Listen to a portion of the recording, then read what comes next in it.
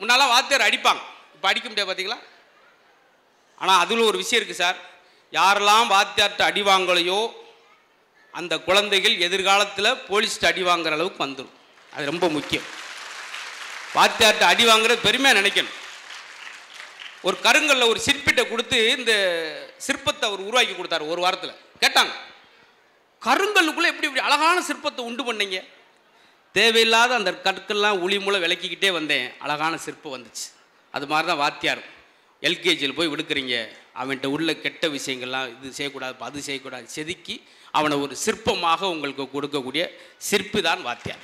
சரிங்களா? ஆச்சரியப்படும். ஆனால் இதையும் இப்போ என்கரேஜ் பண்ணும். நியரஸ்ட் ஆன்சர் சொன்னாலே கூட போதும். 7 7 எவ்வளவு அப்படின்னார் ஒரு பையில. அவன் படபடன் வேர்த்து 7 7 23 அப்படின்னார். வெரி குட், உட்கார அப்படின்றார்.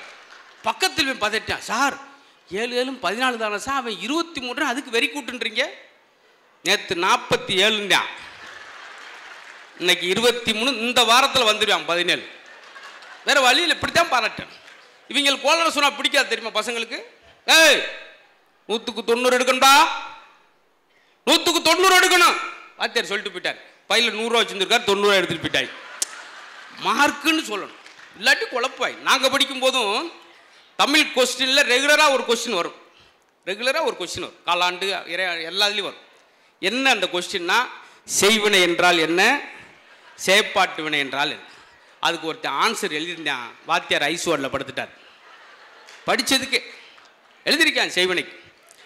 செய்வினை என்பது நம்மளுடைய பரம்பரை எதிரிகளுக்கோ அல்லது ஜென்ம விரோதிகளுக்கும் கை கால்கள் விளங்காமல் போய் அவர்கள் துடிதுடித்து சாக வேண்டும் என்று நாம் கோடாங்கியும் சோசியரையும் கூட்டு வந்து நடிச்சாமும் சுடுகாட்டில் உட்கார்ந்து 1 மணிக்கு எலுமிச்சம்பழம், கோழி முட்டை, பொம்மை போன்றவற்றை வைத்து அவன் சாக வேண்டும் என்று செய்வதான் செய்வினை.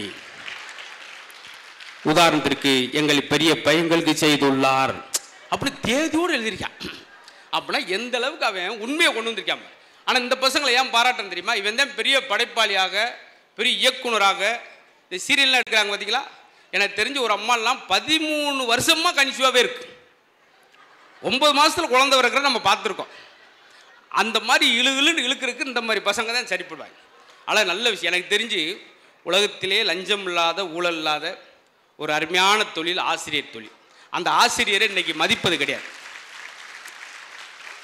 நிறைய காணொலியில் பார்க்குறோம் வாத்தியாரை திட்டுறது. இதே சென்னையில் ஒரு பையனை பிடி வாத்தியார் அடிச்சிட்டாரு. அவன் மெசேஜ் பண்ணி அவங்க அப்பாவுக்கு என்னை அடிச்சிட்டான்னு சொல்லி அவங்க அப்பா 11 பேரை கூப்பிட்டு வந்து அந்த ஆசிரியர் அடிச்சிருக்கார். அந்த பையன் எந்த காலத்தில் உருப்பட போகிறான்னு பாரு. அது போக இப்போ ஒரு கிராமத்துக்கு பட்டிமன்றத்துக்கு போயிருந்தேன், அருப்புக்கோட்டை பக்கத்தில். நான் பேசுறதுக்கு முன்னாடி அந்த ஊர் பஞ்சாயத்து தலைவர் என் காதில் வந்து ஒரு விஷயத்தை சொல்கிறார். தம்பி, கொஞ்சம் போதை விஷயத்தை எடுத்து பேசுங்க. எங்கள் ஊரில் கிராமம் சார், கரண்ட் வசதி இப்போ தான் வந்த கிராமம். எங்கள் ஊரில் இளைஞர்கள்லாம் போதை ஊசி போடுறாங்கன்னு சொல்கிறார். அப்போ எந்த அளவுக்கு ஒரு கிராமத்துக்கு, பாமர ஊருக்கு அது ரீச் ஆகிருக்குன்னா, ஒரு 3 வருஷத்தில் மட்டும் 5000 ஒரு மதிப்புள்ள போதைப் பொருள் தமிழ்நாட்டுக்கு வந்திருக்குன்னா அது எத்தனை இளைஞர்களை பாதிக்கும் அப்படின்றத நீங்கள் பார்த்துக்கணும். பேரண்ட்ஸ் ரொம்ப கவனம் செலுத்தணும். ஒரு மாதிரி முடிவெட்டுறானா அதை கண்டிக்கணும். எப்படி நீங்கள் குழந்தைக்கு செல்லம் கொடுப்பது அன்புன்னு நினைக்கிறீங்களோ, குழந்தைகளை கண்டிப்பதும் ஒரு வகையான அன்பு தான். அப்படிறா இப்படிறான்னு சொல்லும்போது அது இன்னைக்கு அவனுக்கு கசக்கும், நாளைக்கு யோசிச்சு பார்ப்பான், அன்னைக்கு அவர் கண்டிச்சனால தான் இன்னைக்கு இந்த அளவுக்கு இருக்கே அப்படின்னு. அந்த அளவுக்கு நிறையா குழந்தைகளை திசை திருப்பதற்கான விஷயம் வந்துடுச்சு. அதுதான் அந்த புத்தகம் என்னைக்கு இந்த கைபேசியில் வாசிக்க பழகினானோ அதுலேருந்து புத்தகத்தை வாசிக்கிற ஆர்வமே குறைஞ்சிருச்சு குழந்தைகிட்ட, மாணவர்கள்ட்ட. எல்லாமே வாட்ஸ்அப்பில். அது நல்ல தகவல் எங்கே அனுப்புகிறானா, ஒன்றுக்குமே ஆகாத தகவல் அனுப்புவேன். அதுக்கு ரிப்ளை பண்ணலைன்னா ஃபோன் பண்ணி கேட்குறேன். காலைல குட் மார்னிங் போட்டேன், நீ பதில் அனுப்பவே இல்லை. பார்த்தீங்களா, இப்படி நடக்குது சார். எனக்கு இந்த 2024 வருஷம் பிறந்தோடனே கோயிலில் சாமி கும்பிட்டு இந்த வருஷமே நல்லா இருக்கணும்னு வெளியே வரேன். 6 மணிக்கு எனக்கு வாட்ஸ்அப்பில் முதல் செய்தி எடுத்து ஓப்பன் பண்ணி பார்க்குறேன். ஆஹா, சாமியை கும்பிட்டு முத எடுத்து பார்க்குற ஒருத்தர் அனுப்பியிருக்கான்.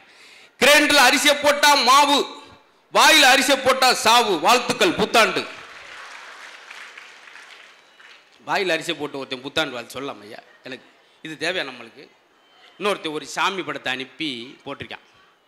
இதை 1 மணி நேரத்தில் 300 பேருக்கு அனுப்பவும், இல்லை என்றால் உன் குடும்பமே ரத்த வந்து எடுத்து சாவீர்கள். இதெல்லாம் தகவலை கொடுக்க வாய்ப்பு இருக்குது. ஆனால் நல்ல தகவலை பரிமாறுறதுக்கு நான் அமெரிக்காலாம் போயிடப்போ பார்க்குறேன், கைபேசி வச்சுக்கிற மாட்டேங்கிறாங்க அவங்களாம். அதில் வந்து மூளை செலவழிக்கிறதே இல்லை. ஆஃபீஸ்னால் ஆஃபீஸ் வேலை தனியாக, வீட்டு வேலை ரெண்டும் கலக்கிறது கிடையாது. நம்ம தான் எனி டைம் எல்லா டைம் போன்றோம். அதில் ஆச்சரியம் பாருங்கள், தாய் குழந்தைங்களாம் அன்றைக்கெல்லாம் சமைச்சு இலையில போட்டாங்க. இன்னைக்கு சமைச்சாது கொலையில் முடிஞ்சிடும், அது வேற. சமைச்சு தட்டில் போட்டாங்க, இன்னைக்கு நெட்டில் போடுதுங்க.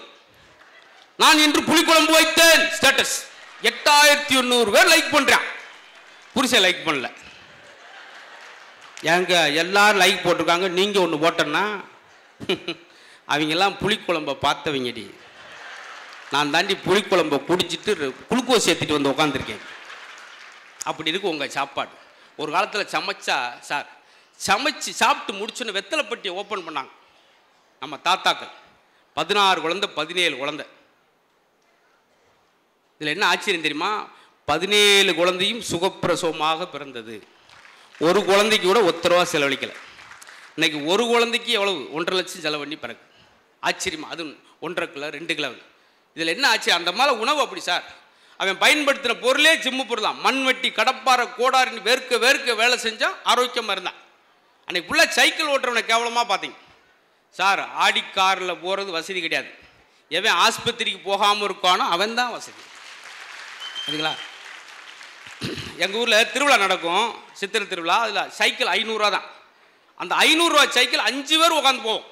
அப்பா, மையன், குழந்தை, பேரன்னு சொல்லி 5 பேர் 500 சைக்கிள் உட்காந்து போவோம். இப்போ 4,30,000 ஒரு 2 வீலர். டயர் இருக்குது, லைட் இருக்குது, டேங்க் இருக்குது, உட்கார்றவனுக்கு இடம் இல்லை. எவ்வளவு? 4,30,000. இன்னொன்று 8,80,000 வண்டி.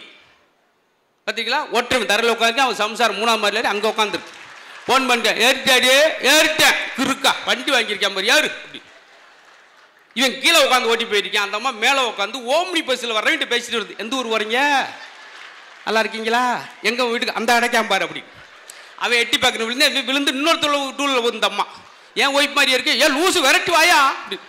16 கிலோமீட்டர் ஒய்ஃப் பறிக்க முடியா அப்படின்னு. இதில் நீங்கள் சிரிக்கிறீங்க, ஆனால் இதில் விஷயம் பாருங்கள். 500 சைக்கிள் நம்ம ஆனந்தமாக இருந்தோம். 8 லட்ச ரூபாய்க்கு வண்டி வாங்கி என்னாச்சு? பல்சர் ஒன்று அல்சர் வந்து ஆஸ்பத்திரியில் கடந்திருக்கான். அதான் நம்ம எழுத்துக்கிற பொறுத்து சார். ஒரு முனிவர்கிட்ட, ஒரு பெரிய நாணிகிட்ட போய் ஒருத்தன் கேட்குறான், சார் அந்த உலகம் நல்லதா கெட்டதா? அந்த பூனைக்குட்டியை பாரு அப்படின்னார். பார்த்தான். பூனைக்குட்டி தன் வாயால் எலியை கவுது செத்து போகுது. அதே பூனைக்குட்டி தான் பூனைக்குட்டியை கவுது சாக மாட்டேன். நீ நல்லது நினச்சின்னா அந்த உலகம் நல்லது, நீ கெட்டதாக நினச்சா அந்த உலகம் நீ உருவாக்கிடுறான். என் மனைவி என்கிட்ட அன்பாகவே இருக்க மாட்டேங்கிறான்னு சொல்கிறேன்னா, நீ எத்தனை நாள் அன்பாக இருந்த? முக்கால்வாசி சண்டை எதனால் வருது? கடுமையான பசியோடு வந்து உட்காந்துருப்பான். சாப்பிட வாய் எடுத்து வைக்கிறப்ப மனைவி சொல்கிற ஒத்த வார்த்தையில் பசியே 16 கிலோமீட்டர் ஓடி போயிடும். வாய் சாப்பிட போகிறேன், ஒய்ஃபு சொல்கிறாங்க, சாப்பிடுங்க உங்கள்கிட்ட ஒன்று கேட்கணும் அப்படின்னு. அப்படியே மண்டே சொரிஞ்சான். என்னத்தை கேட்க போகிறாளோ, எதை கேட்க போகிறாளோ, அதோடு சோழி முடிஞ்சு. ஏன் அந்த நேரம் தான் அதை கேட்கணுமா? ஒரு வீட்டில் 2 பேரும் கணவன் மணி அப்படி ஒற்றுமை, ஒரு தட்டை சாப்பிட்ற அளவுக்கு. எப்படி உங்களுக்குள்ள சண்டை வந்துச்சு? அந்த தட்டை யார் கழுவுறில் வந்த சண்டை தான். இப்படி சண்டை ஓட்டு கிடப்பாய். நிறைய இடத்துல கடற்கரையில் 2 சாமியார் சந்திக்கிறாங்க. சுவாமி வணக்கம் சுவாமி. பதிலுக்கு அவர், சுவாமி வணக்கம், தாங்கள் எப்படி சாமியாக மாறினீர்கள்? கலாகலா என்று ஒரு பெண்ணை விரும்பினேன், காதல் கைகூடவில்லை, சாமியார் ஆகிட்டேன். என் கதை இருக்கட்டும், தாங்கள் எப்படி சுவாமியாக மாறினீர்கள்? அந்த சனியம் முடிச்ச கலாவை நான் தான் கல்யாணம் பண்ணேன். ஒரே பிரச்சனை தான், ஒருத்தனுக்கு சந்தோஷம், ஒருத்தனுக்கு டென்ஷன். நீங்கள் உருவாக்கிக்கிறதா சார், வேறு யார்ட்டும் போய் கேட்கறது. பார்த்தீங்களா சார்? ஒரு புண்பட்டவன் தான் பண்பட்டவனாக மாற முடியும். ஒரு புல்லாங்குழல் செய்கிறப்ப தொலை போடுறப்போ உடஞ்சிருச்சுன்னா அது விறகுக்கு போயிடும். பொறுமையாக இருக்கிறதுல இசை வரும். அது மாதிரி நம்ம பொறுமையாக கொஞ்ச நாள் கழித்து எல்லாருக்கும் சந்தோஷம், அமைதி எல்லாமே கிடைக்கும். இந்த கோவிச்செட்டிப்பாளையம் பக்கத்தில் ஒரு கிணறு இருக்கான். கணவன் மனைவி மனசில் ஒன்று நினச்சிட்டு ஒரு காயின் போட்டால் உடனே நடக்குமா? கேள்விப்பட்டு கணவன் மனைவி முதல்ல வீட்டுக்காரர் அந்த கிணத்தோடு நின்றுட்டு மனசில் ஒன்று நினச்சிட்டு ஒரு காயின் போட்டுட்டு வந்துட்டார். இந்த அம்மா உடனே நடக்கும்னு சொல்லி எட்டி போடுறோம்னு தொம்முன்னு உள்ளே விழுந்துச்சு. வீட்டுக்காரர் சொன்னார், நான் நினச்ச நடந்துருச்சு. இந்த மாதிரி நினைக்கக்கூடாது. இது பூரா நகைச்சுவைக்காக சொல்லுவோம். இவ்வளோ சொன்னால் கூட, இவ்வளோ மனைவியை கிண்டல் பண்ணால் கூட வீட்டுக்கு போனோன்னா முதல்ல சாப்பிட்டீங்களான்னு கேட்குற ஒரே ஒரு உணர்வு அவங்க மட்டும்தான். பார்த்தீங்களா? அதெல்லாம் சும்மா சொல்லிக்கலாம். இப்போ இந்த இடத்துல கேட்போமே, இப்போ அக்காவை கேளுங்க, நீங்கள் என்னவா இருக்கீங்கக்கா? அவங்க என்ன சொல்லுவாங்க? பார்த்தீங்களா? House wife. நீங்கள் என்னவா இருக்கீங்க? அக்கா புழுக்கல இருக்கா? நீங்கள் சொல்லுங்கள். நீங்களும் ஹவுஸ் ஒய்ஃப். நானும் ஒரு எல்லா இடத்துலையும் கேட்குறேன், எல்லாம் ஹவுஸ் ஒய்ஃபாக இருக்கேன், ஹவுஸ் ஒய்ஃபாக இருக்குன்றீங்களே, யாராவது ஒரு ஆள் என் வீட்டுக்காருக்கு ஒய்ஃபாக இருக்கேன்னு என்னைக்காவது சொல்லியிருக்கீங்களா? இதுதான் குழப்பம். கஷ்டப்பட்டு வீடை கட்டினது அவங்க அப்பனா இருக்கும். எங்கே வர? அம்மா வீட்டுக்கு போயிட்டு வரேன். அவனுக்கு எவ்வளோ டென்ஷன் ஆகும். எல்லா இடத்துலையும் மிஸ் ஆகும். சரி, இன்றைக்கி தான் டிராக்டர்லாம் வந்துடுச்சு, லாரியெல்லாம். ஒரு காலத்தில் வீடு கட்டினா மாட்டு வண்டி தான், காளமாடு தான். வீடு கட்டுறதுக்கு செங்கல், சல்லி, மணல் எல்லாத்தையும் கொண்டு வந்து சேர்க்கறது மாடு. கிரகப்பிரஸ்த அன்னைக்கு இந்த மாடை பின்னாடி எட்டு பசு மாட்டை கொண்டு வந்து சாமி கும்பிடுவாங்க. அப்போ அந்த காளமாடு எட்டி பார்க்கும், ஏண்டா வீடை கட்டுற வரைக்கும் என்ன யூஸ் பண்ணீங்க? எல்லாமே முரண்பாடாக இருக்கும். பார்த்தீங்களா? ஒருத்தர் நல்ல காரியத்தை செஞ்சால் என்ன சொல்கிறான்? அவன் ரொம்ப நாணயமானவன் அப்படின்னா டீ வாங்கி தரான். அவன் ஒரு சில்லற பெண்ணா சண்டைக்கு வர, ரெண்டும் ஒன்று தான். நாணயம் சில்லற ஏதாவது வித்தியாசம் இருக்கா? நம்மளால அப்படியே பழகிட்டோம். ரொம்ப அழகான மேடையாக இருந்தது. நிறைய கருத்துக்கள், சிந்தனைகள் இதுக்கு முன்னாடி நடந்த விழாவில் நிறைய சொல்லியிருப்பாங்க. நானும் புத்தகத்தை பற்றி நிறையா சொல்லுவேன். அதுவே உங்களுக்கு நிறைய கேட்டிருப்பீங்க இல்லையா? சரி, நிறைவு நாளாவது நீங்கள் சிரிச்சிட்டு போட்டோம்ன்றது தான் இவ்வளோ விஷயங்களை அடுக்கி சொன்னது. நல்ல விஷயம். கவிப்பேரை சொல்வார், எந்தெந்த வீட்டு திண்ணெல்லாம் சிரிப்பொலி கேட்கிறதோ அந்த வீட்டு திண்ணையில் மரணம் வந்து உட்கார்வதே இல்லை. உன்னுடைய சிரிப்பின் நீளம் எவ்வளவோ அதுதான் உன்னுடைய ஆயுளின் நீளம். நீ ஒவ்வொரு முறை சிரிக்கும் போது உன் சவப்பெட்டியிலிருந்து ஒரு ஆணி கலட்டப்படுது. வாழ்க்கை பூட்டியே கிடக்குது, அது சிரிப்பு சத்தம் கேட்கும் மட்டும் திறந்து கொள்ளுது அப்படின்வார். சந்தோஷத்திலே பெரிய சந்தோஷம் என்ன தெரியுமா? மற்றவனை சிரிக்க வச்சு பார்ப்பது. அதைத்தான் இன்றைய நாகப்பட்டினம் மாவட்டத்தில் அதிகாரிகள், நம்முடைய மாவட்ட ஆட்சியர், சட்டமன்ற உறுப்பினர்கள், அரசு அதிகாரிகள் எல்லாரும் சேர்ந்து இத்தனை பேர் முகத்தில் சந்தோஷம், கலகலகலண்டு மகிழ்ச்சியாக. ஒரு நிமிஷம் சிரித்தாலே டாக்டர் என்ன சொல்கிறாருன்னா, ஒரு சொல் ரத்தம் ஊறும்ன்றார். இவ்வளோ நேரம் நீங்கள் சிரிச்சிருக்கீங்க, ரொம்ப ஊறி காது வழியாக வலிஞ்சிடாமல் பக்கத்தில் ஒரு கிளாஸில் பிடிச்சிக்குங்க. அதுக்கு நம்ம தான் ஒரு பொருளோடு சிரிக்கிறோம். வெளிநாட்டிலாம் பார்த்துருக்கீங்களா? செகதி விழான்னு ஒன்று வச்சுருப்பேன். செகதியில் விழுகிறது, சம்மந்தம் இல்லாமல் ஏதாவது அள்ளி எரிகிறது. அதுக்கு பேரெலாம் நகைச்சுவை கிடையாது. இப்படி ஒரு விஷயத்தை பொருளோடு கேட்டு தமிழில் மட்டும்தான் அவ்வளோ விஷயங்கள் உண்டு. என்ன காரணம்னா, ஐநா சபை வாசலில் ஒரு வாசகம் எழுதி போடணும் ஒரு வரியில். அந்த வாசகம் ரொம்ப அழகான வாசகமாக இருக்கணும், யாரையும் புண்படுத்தாத வாசகமாக சென்டென்ஸாக இருக்கணும். உலகத்தில் 6800க்கு மேற்பட்ட மொழிகள் இருக்குது. இந்த 6800க்கு மேற்பட்ட மொழிகளில் எந்த வாசகம் எழுதலாம்? அப்படி என்ன எழுதி போட்டாங்கன்னு தெரியுமா? யாதும் ஊரே யாவரும் கேளின்னு சொல்லி பூங்குன்றனார் எழுதுன எழுதி போட்டாங்க.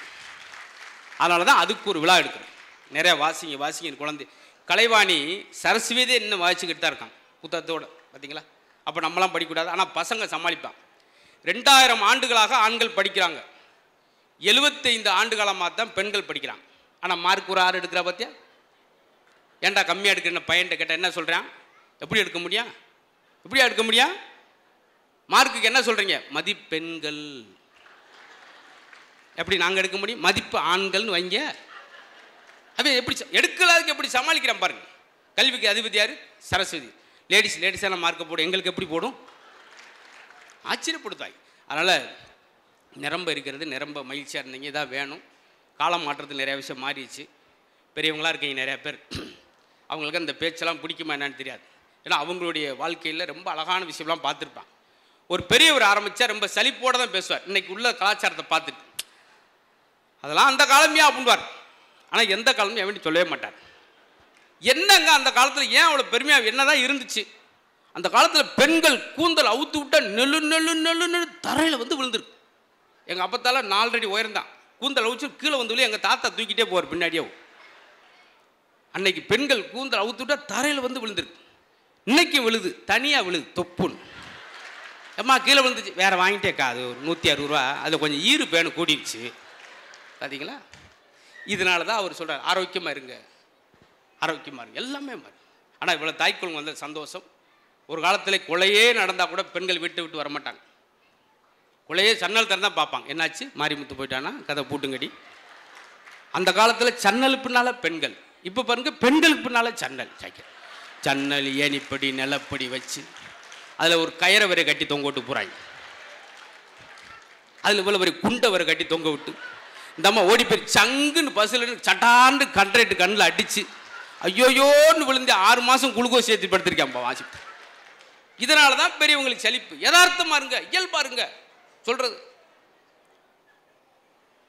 எம்ஜிஆர் அவர்கள் ஒரு படம் எடுத்தாரு, நல்லதுக்கு காலம் லைன்.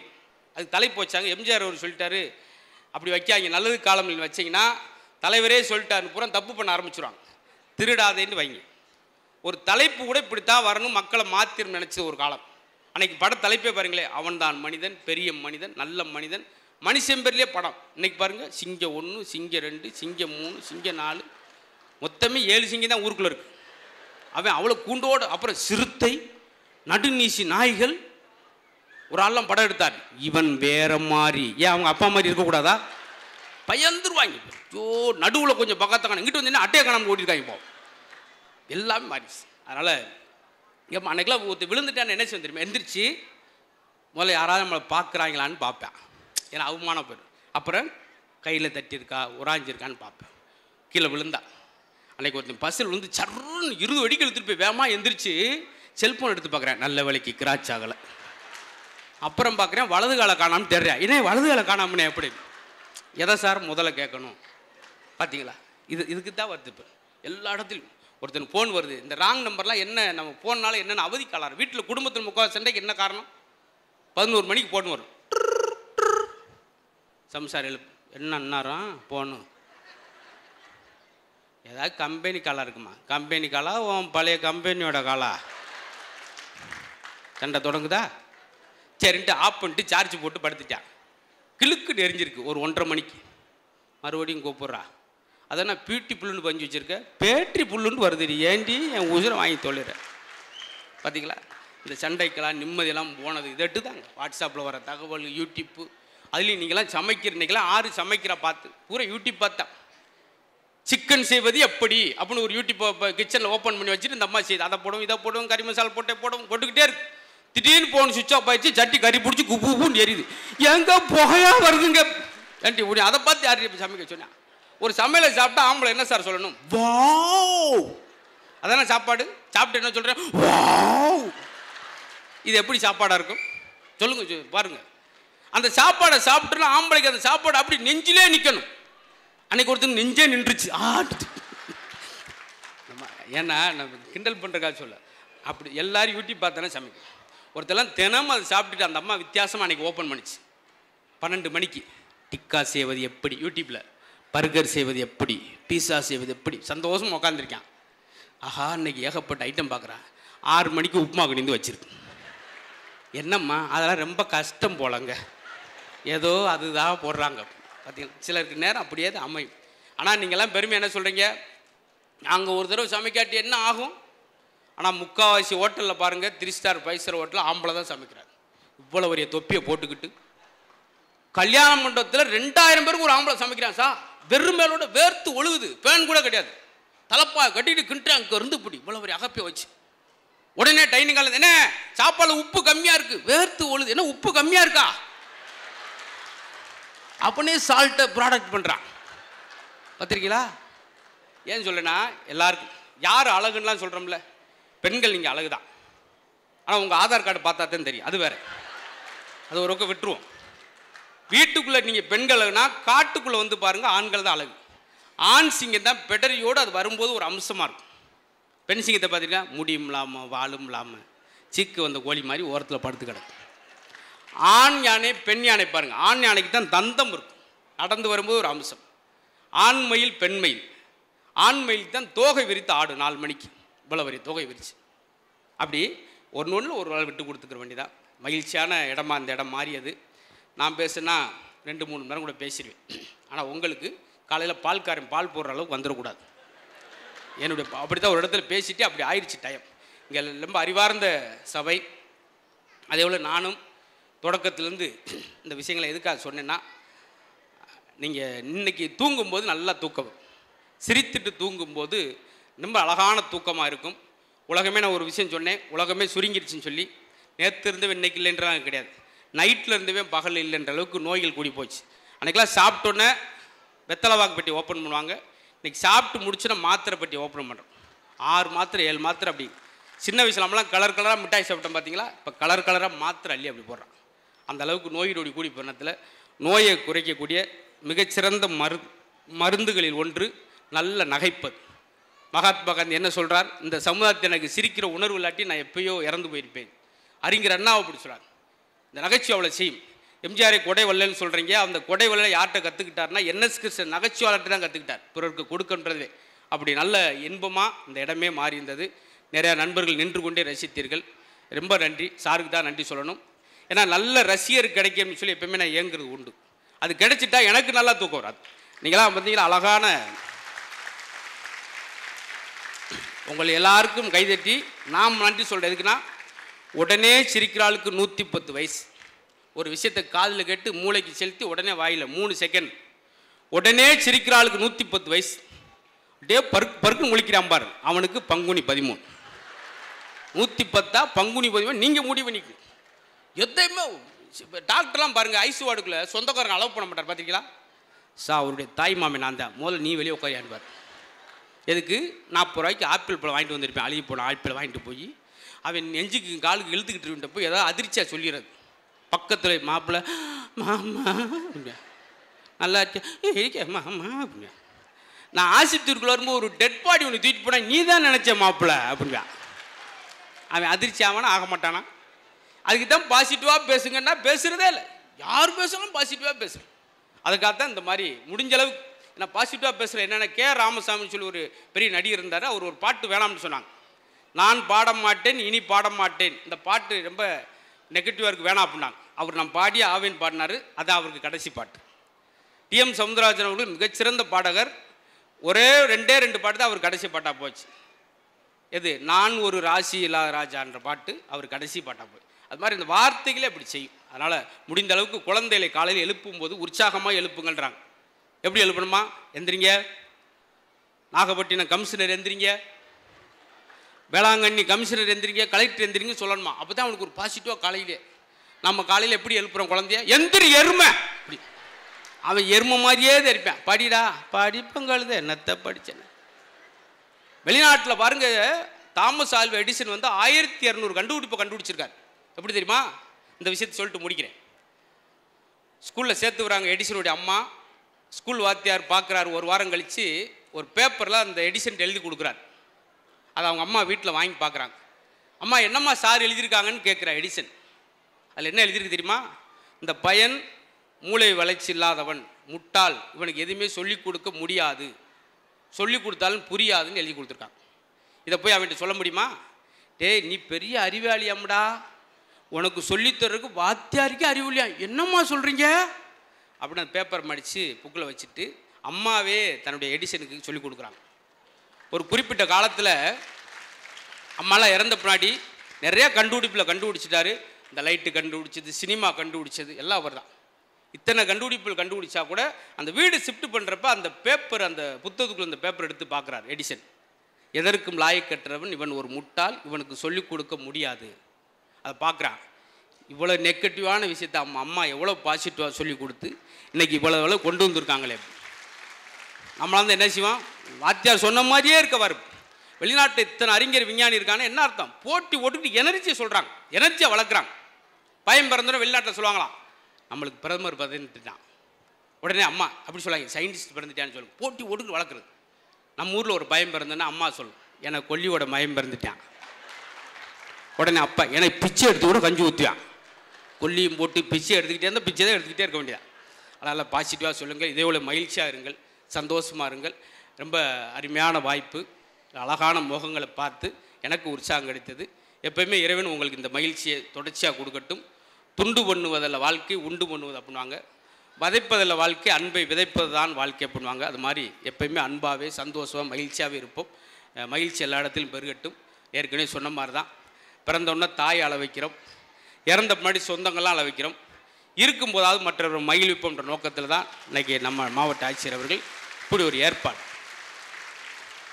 பிறக்கும்போது தாயை அள வைத்து பிறக்க வேண்டும் ஒரு குழந்தை, இறக்கும்போது ஊரவே அள வைத்து இறக்க வேண்டும். ஐயோ போயிட்டானேன்னு சொல்லி அந்த மாதிரி எல்லாருக்கும் மகிழ்ச்சியான ஆண்டாக அமையட்டும்.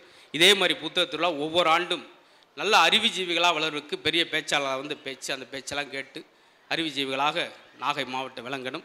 அதற்கு என்னுடைய அன்பான நன்றியும் அன்பையும் சொல்லி உங்கள் அன்போடு விடைபெறுகிறேன். நன்றி, வணக்கம்.